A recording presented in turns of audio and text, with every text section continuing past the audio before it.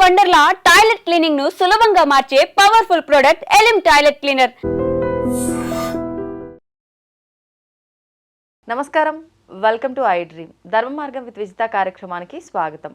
ప్రస్తుతం మనతో పాటు ఉన్నారు ప్రముఖ జ్యోతిష్య వాస్తు పండితులు, లలిత ఉపాసకులు శ్రీ శ్రీ శ్రీ నానాజీ పట్నాయక్ గారు. ఇప్పుడు వారితో మాట్లాడి మరిన్ని విషయాలు తెలుసుకుందాం.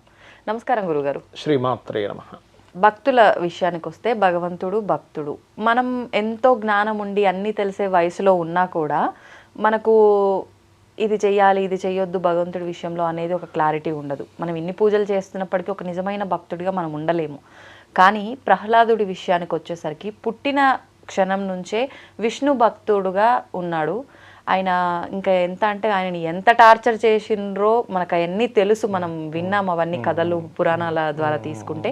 అంత హింసించినప్పటికి కూడా ఆయన ఆ భక్తిని వదిలిపెట్టలేదు. ఎందుకు అంత చిన్న వయసులోనే పుట్టినప్పటి నుంచి అంత భక్తుడిగా ఎలా తయారయ్యాడు ఆ వయసులో?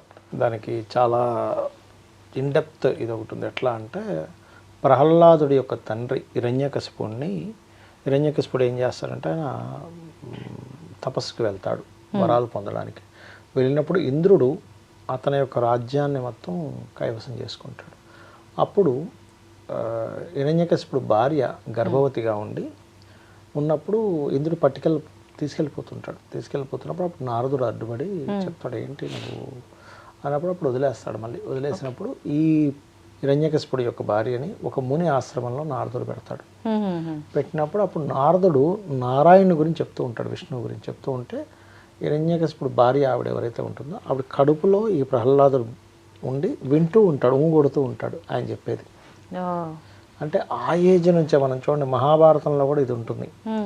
మనకి అర్జునుడి యొక్క పుత్రుడు అభిమన్యుడు ఆ యొక్క పద్మవ్యూహాన్ని ఎలా ఛేదించాలనేటువంటిది పొట్టలో వింటూ ఉంటాడు. అందుకే మన వాళ్ళు ఏం చెప్తారంటే, ప్రెగ్నెన్సీతో ఉన్న వాళ్ళు దేవతా సంబంధించినవి మంచి పనులు, మంచివి సంబంధించినవి వినాలి, నెగిటివ్ సంబంధించిన ఎక్కువ వినకూడదు, నెగిటివ్ సంబంధించిన ఎక్కువగా చేయకూడదు, ఎక్కువ స్ట్రెస్కి గురవ్వకూడదు అని చెప్పేది. అందుకే మన వాళ్ళు ప్రభావం ఉంటుంది అనేటువంటిది. యాక్చువల్గా శ్రీమంతం టైంలో గాజులు కూడా ఎందుకు వేస్తారంటే ఈ సౌండ్ ఇక్కడ పొట్టలో ఉన్నటువంటి ఆ బేబీకి ఒక రకమైన ఆహ్లాదకరమైనటువంటి దీన్ని తెచ్చిపెడుతుంది. యాక్చువల్గా మన ట్రెడిషనల్లో ఉన్నటువంటిది అది. అయితే ఇక్కడ ఈ రకంగా ఇతని ఆశ్రమంలో ఉన్నప్పుడు తెలుసుకున్నది ఒక ఎత్తు అయితే, ప్రతి జీవికి కూడా డెత్ డేట్ ఎలా అయితే ఉంటుందో, మనకి బర్త్ డేట్ ఎలా ఉంటుందో డెత్ డేట్ కూడా ఫిక్స్ అయి ఉంటుంది. అన్నీ కలిసి రావాలి అక్కడ. ఇక్కడ ప్రహ్లాదుడు గనక విష్ణు భక్తుడు అవ్వకపోతే హిరణ్యకశిపుడు మరణం వచ్చేది కాదు. ఇప్పుడు అసలు పుత్రుడు అలా లేడనుకోండి, ఆయన అతన్ని ఎన్నో రకాలుగా హింసించాల్సిన అవసరం వచ్చేది కాదు. ఇంకా ఆఖరికి విసిగిపోయి ఎక్కడున్నాడు చెప్పు, శ్రీహరి ఎక్కడున్నాడు చెప్పు, ఇక్కడున్నాడా అంటే స్తంభం నుంచి బయటకు వస్తాడు. అలా స్తంభం నుంచి బయటికి రావాలి అంటే మరి ప్రహ్లాదుడు అలా ఉండాలి కదా. అందుకని ఫస్ట్ ఫిక్స్డ్ ఇదంతా కూడా. అతని కోరిక కూడా అలాగా ఆ రకంగా కోరుకున్నాడు, ఇంటా బయట కాదు. అందుకే ద్వారబంధం మీద పగలు కాదు రాత్రి కాదు, సంధ్యాకాలంలో నరుడు కాదు వానరుడు కాదు, సింహం పైన సింహం ఆకారం కింద మనిషి ఆకారం, ఎటువంటి ఆయుధాలు అవ్వకూడదు అన్నప్పుడు గోర్లతో. అందుకని ఏంటంటే అవన్నీ ఒక ప్రణాళిక చూస్తే కనుక.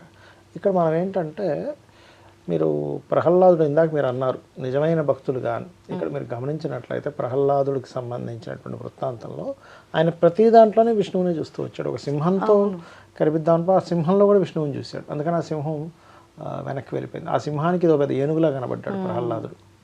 లేదా ఒక ఏనుగు రూపంలో ఇచ్చేద్దాం అన్నప్పుడు ఒక సింహంలా కనబడ్డాడు వాటికి. అలా ఏంటంటే ఎప్పుడూ కూడా మనకి ఎట్లా ఉంటుందంటారంటే, ఒక తల్లిగా భావించాలి అంటారు. అందుకే ఒక తల్లిగా తండ్రిగా భావించాలంటారు. ఎలా అంటే ఇప్పుడు చూడండి, చిన్న ఎగ్జాంపుల్ చెప్తా చూడండి. చాలామంది ఏమంటారంటే, మన ప్రయత్నం మనం చేసుకుంటూ వెళ్ళిపోవాలి, దేవుడు ఏం చేయడు అనేటువంటిది. కానీ అట్లా కాదు.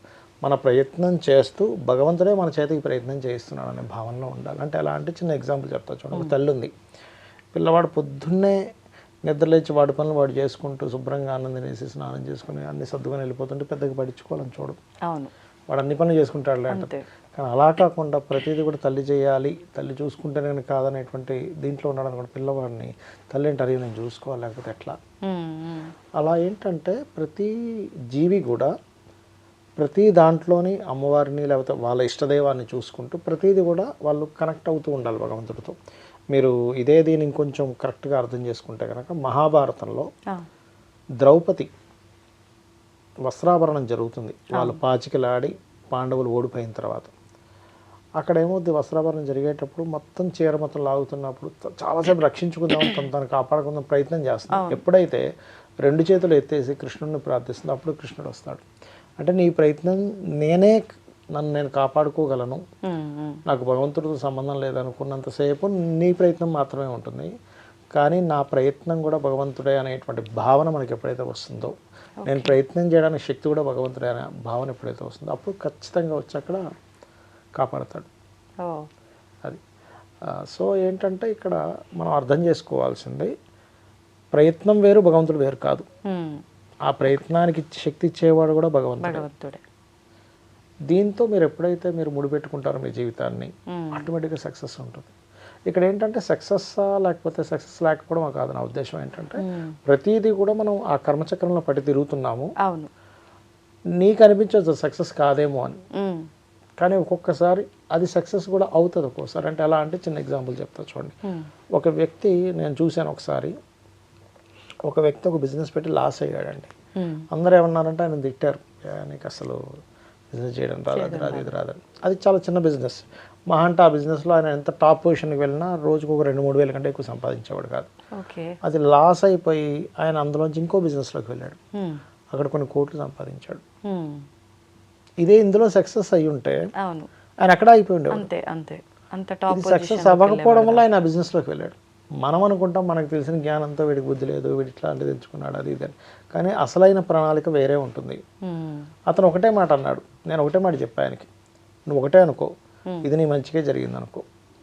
ఎందుకంటే ఆయన నాకు ఆ జాతకం పట్టుకొని వచ్చాడు అప్పుడు.